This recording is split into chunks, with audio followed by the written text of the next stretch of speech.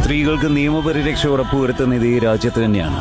സ്ത്രീകളുടെ social media ഫെയിമിന് വേണ്ടി പുരുഷന്മാരെ കേവലം ഒരു യൂസ് ആൻഡ് ത്രോ ടൂളാക്കുന്നത്.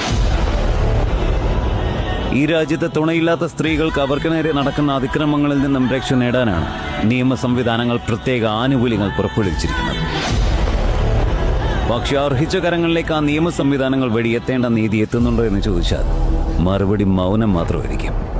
കാരണം ഇന്ന് ആ നിയമങ്ങൾ കൊണ്ട് തിന്നുകൊഴുത്ത് ജീവിക്കുന്നത് കാലം ഇത്രയും ചോര നീരാക്കി തീറ്റിപ്പോറ്റി വളർത്തിയ തന്തയ്ക്ക് നേരെ പോലും സോഷ്യൽ മീഡിയ ഫെയിമിന് വേണ്ടി ആരോപണം ഉന്നയിച്ച് അതിലൂടെ ജീവിതത്തിൽ ഇന്ന് വരെ കാണാത്ത ആളുകളുടെ സിമ്പതിയെ സോഷ്യൽ മീഡിയ ലൈക്കുകളായിട്ടും ഫോളോ റിക്വസ്റ്റുകളായിട്ടും കൺവേർട്ട് ചെയ്ത് പെയ്ഡ് പ്രൊമോഷൻ നേടിയെടുക്കാൻ ഓടുന്ന നെറികെട്ട വർഗങ്ങളാണ്.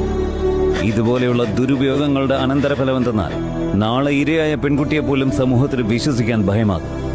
അതിലൂടെ തെറ്റ് ചെയ്തവൻ സ്വയം പുണ്യാളനായി മാറുകയും ചെയ്യും. അതിനും കാരണം ഒരു സ്ത്രീ തന്നെയാണ്.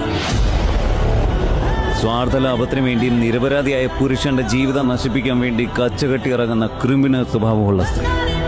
അതുകൊണ്ട് ബഹുമാനപ്പെട്ട നീതി സംവിധാനത്തോടെ ഇത്തരത്തിലുള്ള പ്രവൃത്തി ചെയ്യുന്നവർക്ക് സ്ത്രീ എന്ന പരിഗണന ടാഗ് നൽകി തലോടാതെ മാതൃകാപരമായി ശിക്ഷിക്കാൻ ഇനിയെങ്കിലും സാധിക്കണം.